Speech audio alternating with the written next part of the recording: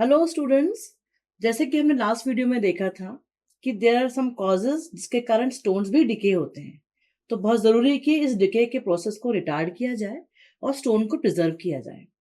तो ना preservation of stone का मतलब यही होता है कि हम प्रिवेंशन ऑफ डिटोरिएशन कर रहे हैं और उसके साथ में इसको रेगुलर कर रहे हैं ताकि स्टोन की लाइफ लॉन्ग रहे बिल्डिंग के अंदर।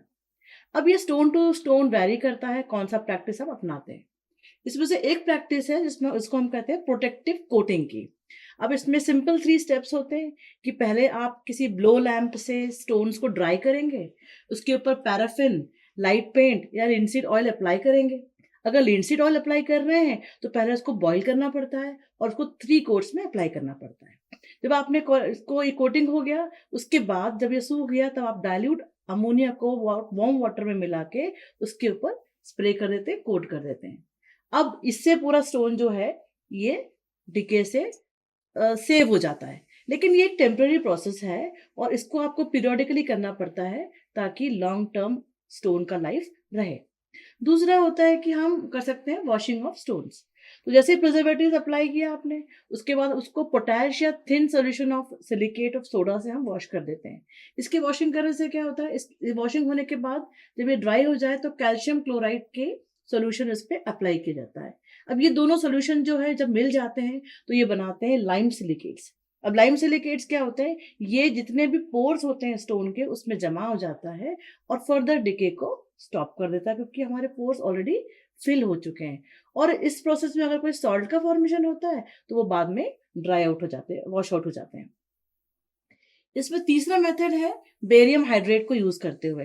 बेरियम हाइड्रेट मतलब BaOH होल ट्वाइस, इसको यूज करके भी सल्फेट अटैक से स्टोन्स को हम बचा सकते हैं। जैसे स्टोन्स में कैल्शियम सल्फेट प्रेजेंट है और वो समटाइम्स डस्ट, एटमॉस्फेरिक डस्ट के साथ रिएक्ट करता है और एक हार्ड स्किन बना लेता है स्टोन के ऊपर। और जब हार्ड स्किन बनाना तो ये स्किन जब निकलती है तो साथ में स्टोन की अपर लेयर लेके निकलती है। तो क्या करते हैं, जब बेरियम हाइड्रोक्साइड हम अप्लाई करते हैं उस समय ये BaOH whole twice calcium sulphate मतलब CaSO4 से रिएक्ट करता है और बेरियम सल्फेट का नाम का एक सॉल्ट बना देता है और साथ में बनता है इस रिएक्शन में कैल्शियम हाइड्रोक्साइड। तो इस तरह से बेरियम सल्फेट का रिएक्शन बेरियम के साथ हो गया और उसका फॉर्मेशन हो गया और कैल्शियम हाइड्रोक्साइड बन गया। यही कैल्शियम हाइड्रोक्साइड आगे जाके कार्बन डाइऑक्साइड के साथ मिक्स होके, ये एटमॉस्फेरिक कार्बन डाइऑक्साइड होती है, इसके साथ मिक्स होके CaCO3 बनाता है, दैट इज कैल्शियम कार्बोनेट बनाता है और वाटर बनाता है। और कैल्शियम कार्बोनेट जो है अगेन वहां पे जो एक लेयर बन जाती है उसकी, वो स्टोन को प्रोटेक्ट करके रखती है। इसके अलावा फोर्थ ऑप्शन हमारे पास होता है स्टोन्स को पेंट करने का। अब पेंटिंग ऑफ स्टोन जो है तो पेंट करने के लिए हम कोई लेड पेंट यूज करते हैं या कोल्टार को यूज करते हैं और उससे उसको पूरा कवर कर देते हैं। बट लेकिन इस मेथड के कुछ डीमेरिट्स भी हैं। जो कैसे, जब आपने ये कोल्टार या कुछ लेड पेंट अप्लाई किया वो अपना खुद का कलर लेके आएगा, तब स्टोन का असली कलर छुप जाएगा और उसको खराब कर देगा और स्टोन की ब्यूटी जो है वो भी वर्कआउट नहीं करेगी।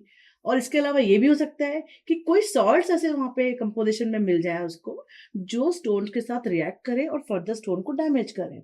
तो इसलिए ये वाला ऑप्शन है, that is painting is not a good practice for preservation of stones. But अगर कहीं पर जरूरत हो, बहुत ही एसेंशियल हो, तो इसके लिए जाया जा सकता है। तो आपने देखे यहाँ पर हमने 4 मेथड्स को डिस्कस किया जिनके थ्रू हम प्रिजर्वेशन कर सकते हैं और स्टोन्स के डिटोरिएशन को हम स्टॉप कर सकते हैं। Thank you.